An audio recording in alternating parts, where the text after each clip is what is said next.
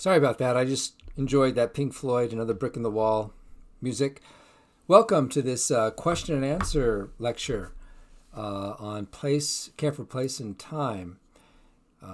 Again, there were some great questions and I wanted to respond to some of those. But first, one of my favorite poems by Rudyard Kipling, he said, "If you can keep your head when all about you are losing theirs and blaming it on you, if you can trust yourself when all men doubt you, but make allowance for their doubting too, if you can wait and not be tired by waiting, or being lied about, don't deal in lies, or being hated, don't give way to hating, and yet don't look too good nor talk too wise. If you can dream and not make dreams your master, if you can think and not make thoughts your aim, if you can meet with triumph and disaster and treat those two impostors just the same, if you can bear to hear the truth you've spoken, twisted by knaves to make a trap for fools, or watch the things you gave your life to broken, and stoop and build them up with worn-out tools. If you can make one heap of all your winnings, and risk it all one turn of pitch and toss, and lose and start again at your beginnings, and never breathe a word about your loss. If you can force your heart and nerve and sinew to serve your turn long after they are gone, and so hold on when there is nothing in you except the will which says to them, hold on. If you can talk with crowds and keep your virtue, or talk with kings nor lose the common touch. If neither foes nor loving friends can hurt you, if all men count with you but none too much. If you can feel the unforgiving minute with 60 seconds worth of distance run, yours is the earth and everything that's in it, and which is more, you'll be a man, my son. Of course, to make that more inclusive, we could say you'll be a human being, my daughter and son. In any case, I really like what that poem suggests, right? I mean, it suggests confidence and kindness and acceptance. Dreaming, but you're still anchored in reality. Misunderstood, but you still persist in speaking. You live courageously. You persevere. You never give up or despair. You don't flatter, pride, or manipulate fear, but you speak the truth and live with integrity even when it's difficult. So just a great poem. Well, there were some great questions, and I've saved some from the week before as well. So I've got 5 questions I want to just briefly respond to today. Let's take a look at this first question. There's actually 2 questions, but I put them down as just one.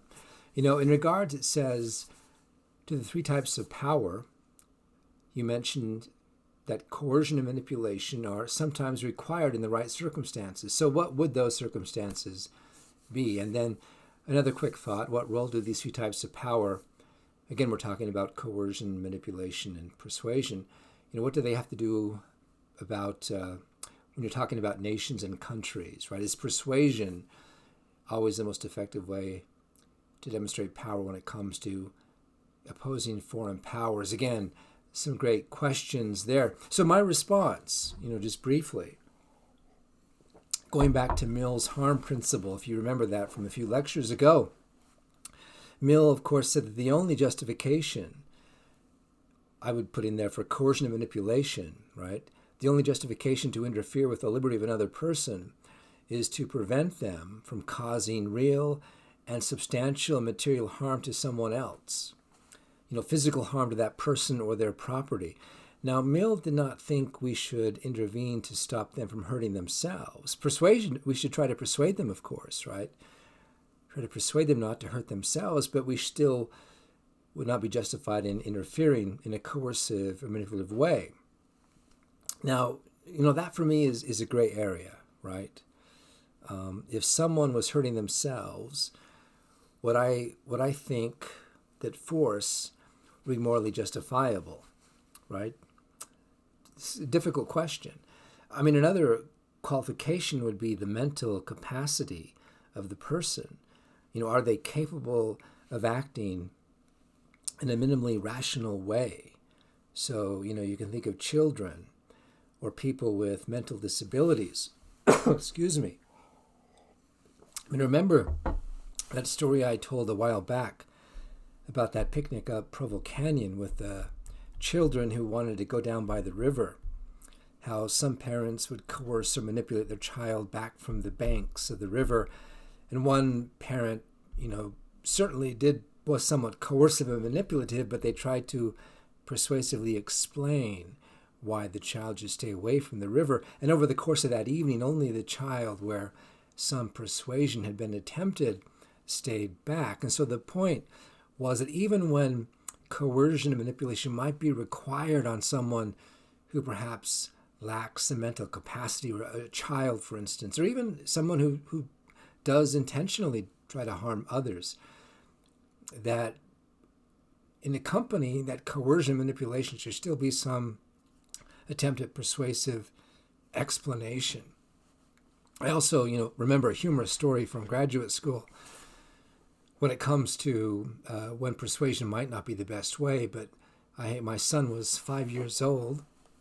We were at a friend's house. They also had a 5-year-old child, a young, daughter.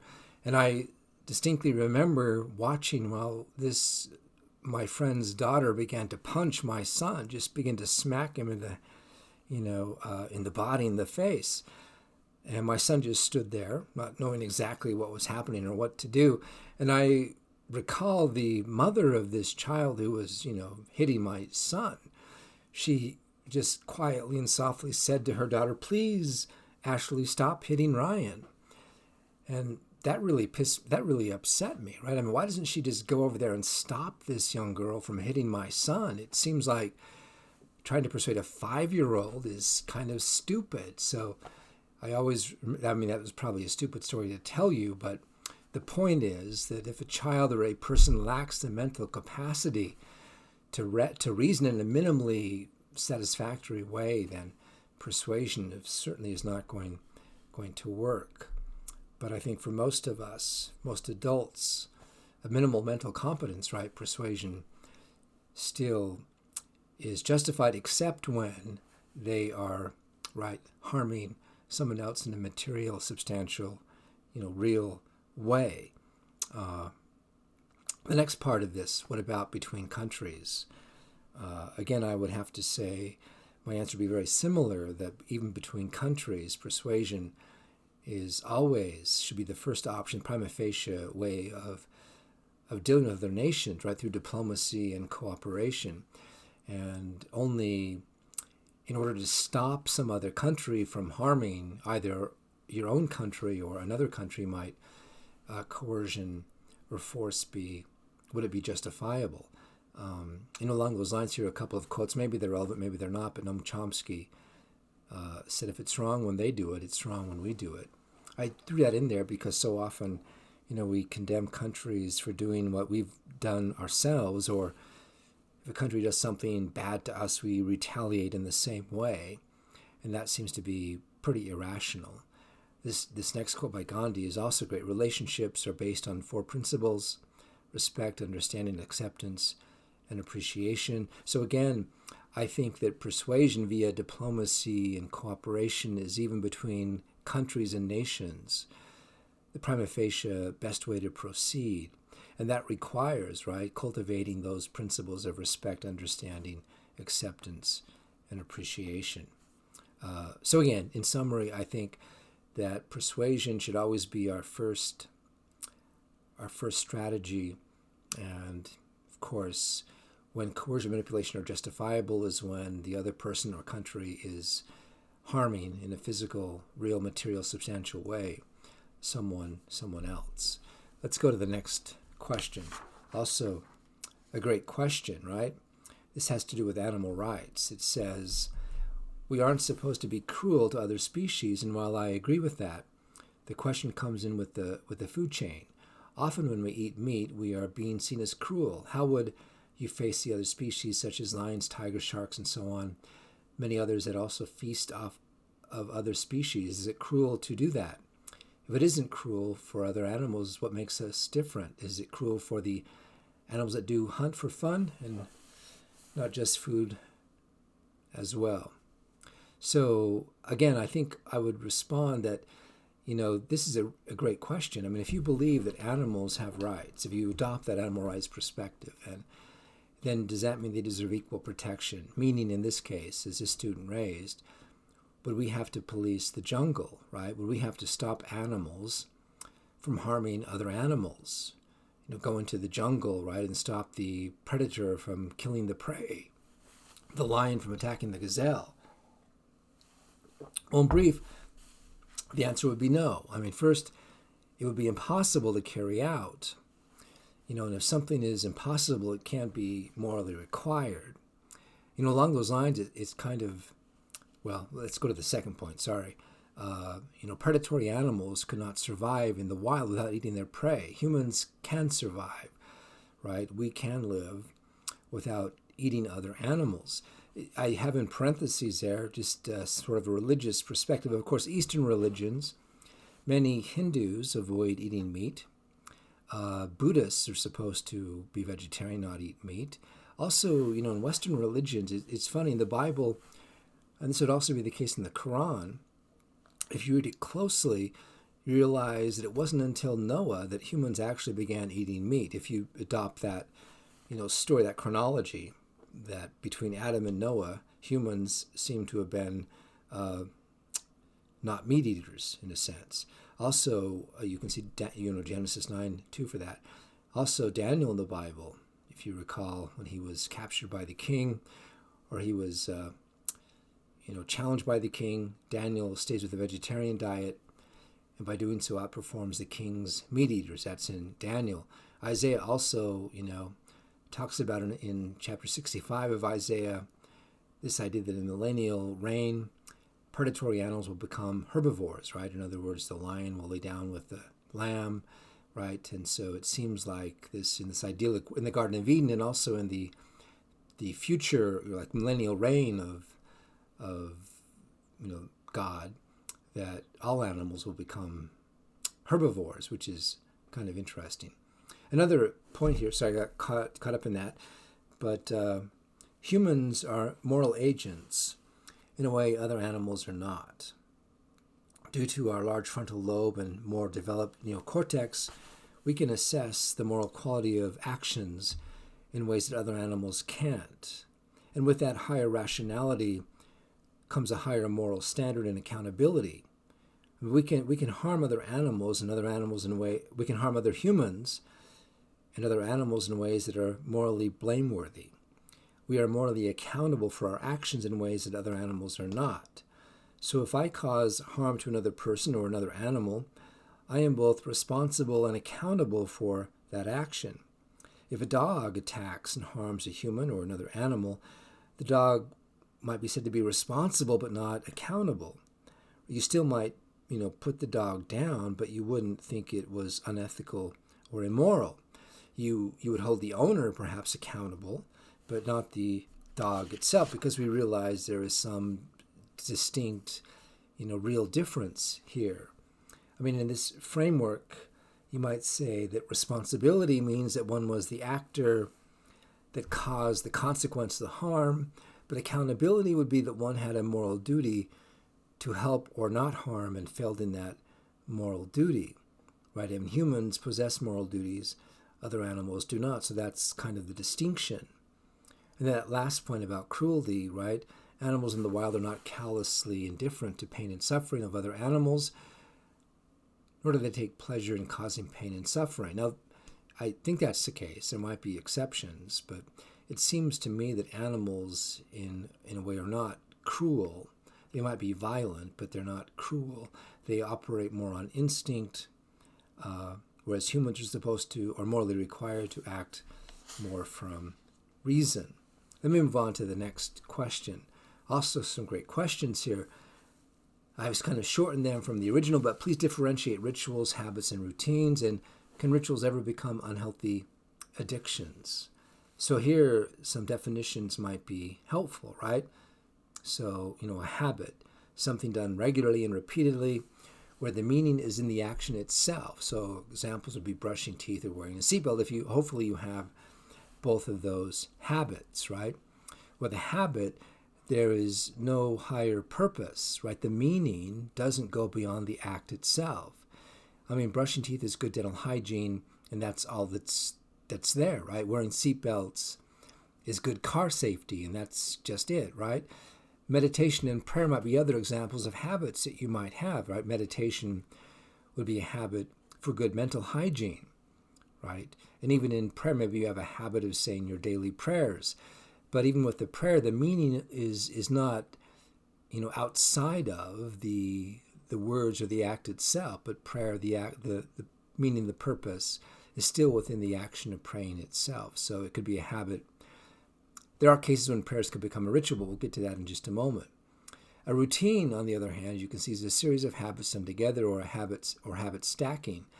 So going to bed or waking up could be a routine. Maybe you have a going to bed routine, and that routine would include several habits. Like maybe you brush your teeth, you say your prayers, you meditate, you lay out clothes for the next day. So there's a series of habits that make up your routine. So a habit is sort of a single action that you do regularly and repeatedly, and routine is a series of actions that you do, right, regularly. Ritual, then, something done per a prescribed order, where the meaning is found outside the action itself, and generally giving the performer a sense of the deeper significance of ordinary things, activities, or places, or a connection to things that transcends appearances. So certain religious rites and ceremonies. I also have down there singing the national anthem and Olympic award ceremonies might be examples of rituals. Now, in a ritual, right, the meaning, hold on a sec. The meaning is more than the action itself, right? And connects you to something deeper or transcendent. So take a religious ritual like baptism. It's much more than just water and words, right? Baptism as a ritual represents death and rebirth, right? It represents becoming a new person, taking on a new life. So baptism is a ritual because the action of putting water on the forehead of the baby or dipping a person in water, right? The meaning goes way beyond just those physical things. Now, a national anthem at Olympics, right? Sort of the same thing. The athlete standing on that podium when the national anthem plays, they come to represent the country itself, right? So this athlete, whether it, whoever they might be, they're not just themselves anymore. Now, when that national anthem plays, they sort of become the country which they represent. Now, in Care for Place, we were talking about rituals that would transform the building, the house, the physical structure and location where you live into a sanctuary and a center, a place of dwelling, right? A ritual would transform that place and give it a sense of identity and orientation, transform the very nature of the place, right? So hopefully that kind of helps. Now that next question, can rituals ever become unhealthy addictions? Again, addiction might be defined as a psychological or physical inability to stop doing something that causes psychological or physical harm. It's a dependency that causes harm to the person addicted, so drugs or alcohol. And this is what I want to do with addiction. Some of you are asking for more extra credit opportunities. I'll tell you what, I'm not sure how many of you will listen to this particular question and answer session, but I'm willing to give you 5 points for every example you can send me that gives or shows how some genuine ritual became a harmful addiction. So if you're listening to this lecture and you can come up with some examples of where rituals became addictions, right, where something that was meaningful became something that was harmful, I'll be willing to give you some points for that. Let's go to the next question. Question 4. This is also just a really great question. I love this one. Had to do with hope and care for time, right? It says, would you say that apathy is a synonym for boredom or simply the result? Apathy as in the total lack of desire or hope that drives you to act. I just cannot imagine someone choosing not to care. Boredom sounds fake or mentally ill in the way you described it. Apathy is something hard to escape, something you battle, not embrace. I don't think anything but a broken mind can be bored in that way. Describe any insights. So again, it might be helpful to come back and review a few definitions from Merriam-Webster, right? Boredom might be defined as the state of being weary and restless through lack of interest. So even if you have things to do, you feel an aversion to doing them or anything else for that matter. Apathy A lack of feeling or emotion comes from the Greek for lack of passion or feeling. Now, I'm sure that you've all experienced these two moods. I'm sure everyone who's listening to this has felt at times bored and at times apathetic. So do you think they're the same, synonymous, right? When you're bored, would you say you're also apathetic? And when you're apathetic, would you say you're also bored? I mean, it seems to me that if you're bored, there's apathy present. I can almost imagine being apathetic and not bored, right? I mean, boredom is often associated with aversion to activity, discouragement, and yet ordinary commonplace boredom can vanish when you find some distraction, some diversion, some new entertainment. Apathy does seem a bit deeper, a feeling of, caring less. Apathy seems a bit more hopeless than boredom, at least as defined. And so here's where I should have been more clear. The boredom that I was talking about in that lecture really comes from the Danish philosopher Søren Kierkegaard. We'll be looking more at him in the next lecture.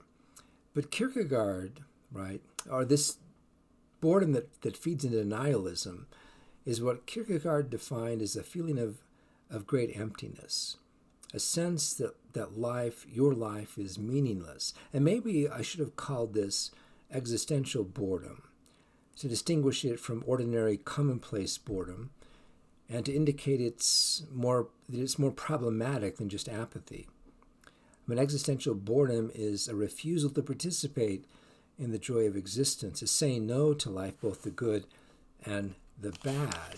Now, the question 4, says that this mood of boredom seems to indicate a broken mind, or if someone had that, it would be a broken mind. Now, that's really interesting because Kierkegaard would have said to that, no, it's not a broken mind, but this existential boredom, he would have said, or he did say, is the very human condition we all suffer. That to be human is to have to wrestle with this existential boredom.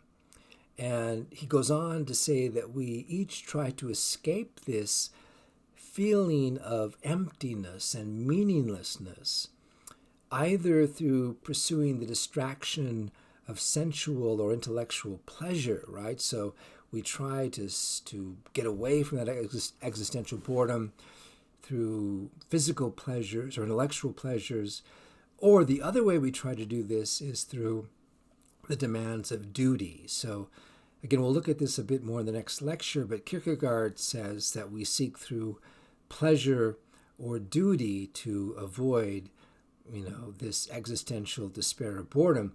But he'll say they both fail. Neither the pursuit of pleasure nor the demands of duty, right, can save us. For Kierkegaard, the only solution is faith, religious faith in God. And we're going to be talking about what he means by that a bit more in the next lecture.